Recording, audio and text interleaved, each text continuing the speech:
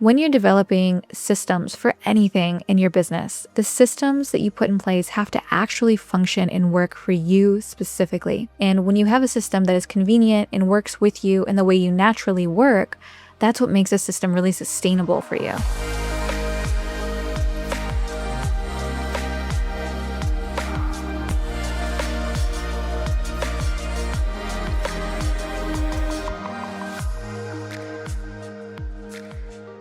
Welcome back to On the Horizon. This is MelRose Michaels. I am your host, and I'm here to share what's worked for me in building my adult creator business to try to make building yours just a little bit easier. Let's get into today's episode. There is a common theme of questions that come up inside CEO Society, our closed group of adult creators, and that is how to organize content. I think this all stems from the fact that as adult performers and creators, we create so much content, whether that is proper scenes that we're filming for our platforms and our clip stores, or whether that is live webcam shows that we've recorded from live sessions we've done, or whether that is just like selfie style, on the go social media content, not even specifically explicit in nature, but over time, it just accumulates on our devices, on our phones, and no one knows how to organize and categorize and track any of it. Now, inside CEO Society, our closed community, there are resources available for this. There's some really great Notion systems that creators are using, and they're available for free inside the community. So if you want access to that, just head over there and join. It's ceosociety.app. We'll get you approved as a member, and it's all free. But I wanted to talk a little bit today about how I organize my content personally, and it's certainly a unique system for me, and I want to touch on that theme and idea specifically. When you're developing systems for anything in your business, and especially in our adult businesses, the systems that you put in place have to actually function and work for you specifically. If you're creating a system in Notion, but you aren't an active Notion user, it's probably not going to be something you sustain using, or you return back to, or you keep up with. If you are not a Google Task user, but you're building out your system there, that's probably not going to work because you are adding friction by creating a system in a place in a way that you don't naturally use or gravitate towards, or doesn't function with your real life and your real processes.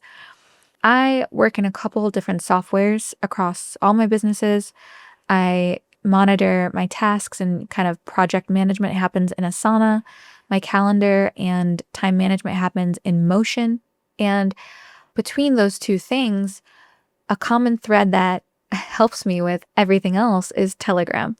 And Telegram is where I communicate with everyone on my team, my personal assistants, my colleagues here at SWCEO, my editors, my everything, my friends even, as well as all of my adult industry contacts.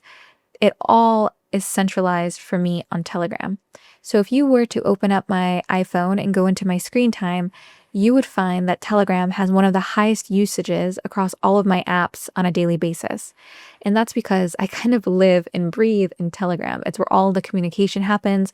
It's where I get most of my notifications and where my attention gets drawn the most.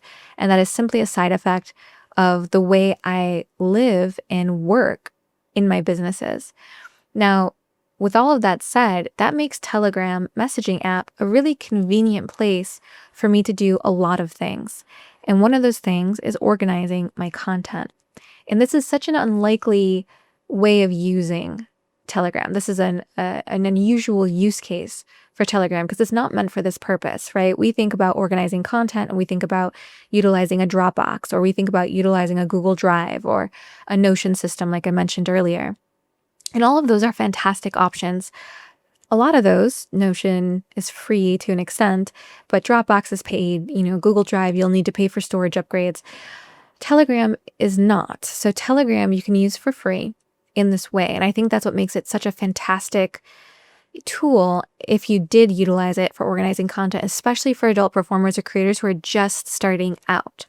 So how do I do this? Well, in Telegram, you can message people that you know, of course, just like a regular messaging app. But you can also start channels. And a channel is essentially a message to a group of people or yourself even, where you can send things and keep it organized in a channel. So I create a private Telegram channel with myself. It kind of looks like a message to yourself, except no one's replying. It's like a message into the void. And I will store and publish my content into this channel. Now, why I do this is not just because it's convenient, but also because Telegram messages and channels are searchable. So every word you write in a Telegram message or Telegram channel can be searched by clicking the little magnifying glass icon in the top right of that Telegram channel or message. Why this is super useful is that whenever I send content to my Telegram channel, I will put a descriptor of it. I will either write the caption I'm going to use with it when I go to publish it, or I will describe the content, blue lingerie, JOI, inside the bedroom in sunlight, whatever it is. I will have descriptors to the content. I will have keywords to the content. I'll have a caption for the content. I'll label the content. I'll add the title of the video to the content.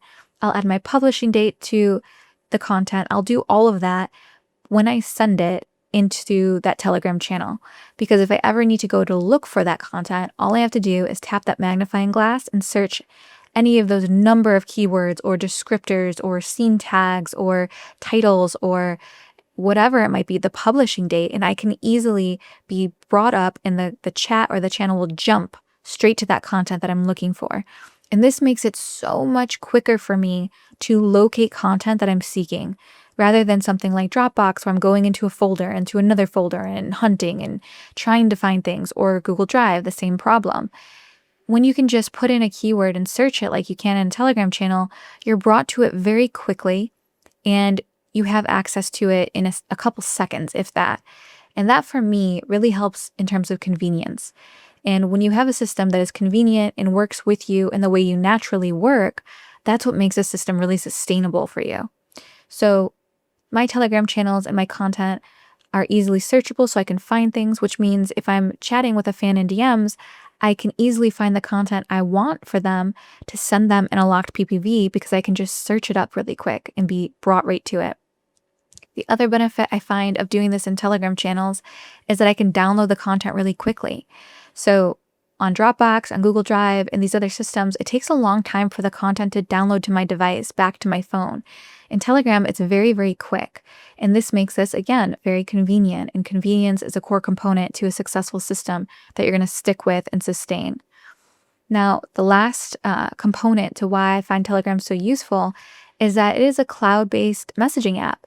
And it's going to work across all your devices. You can log into Telegram via the app on your phone and phone devices.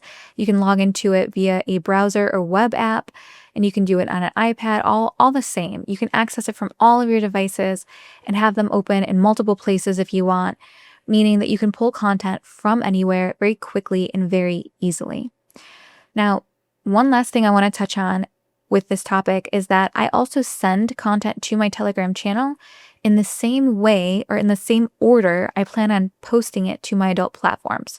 So if the first thing that posts to my OnlyFans feed is a safe for work picture, then that's the first piece of content I will send to the channel as I'm uploading all of the content for this one shoot. If the second thing that posts to my OnlyFans feed is a not safe for work picture, that's the second thing I'll send to the channel when I'm putting my content in my channel after I've shot it. If the third thing that posts is the trailer to my explicit video, then that's the third thing I'll send. The fourth thing's my explicit video and it goes out in a locked PPV, that's the fourth thing I'll send to my channel. And this is useful because when you open up Telegram web or browser application, say on your laptop or desktop, you can then download the content in order and schedule it in order right there in your OnlyFans queue or whatever platform you're calling home. So I hope this was useful. This is just a high view, zoomed out kind of description of how I use Telegram to categorize and organize my content, making it easily accessible, easily downloadable, and then easily manageable from multiple devices. And I hope that if this is useful to you, if the system makes sense for you specifically, if you're already a Telegram user or you like the convenience aspect of this, that you can take it and implement it for yourself. Thank you so much for listening, and I'll see you in the next one. It would be absolutely incredible If you rated this podcast 5 stars and left a little review, we want to get this podcast to as many adult creators as possible, and you taking a second to leave a couple stars and a review really helps us do that. Thanks so much.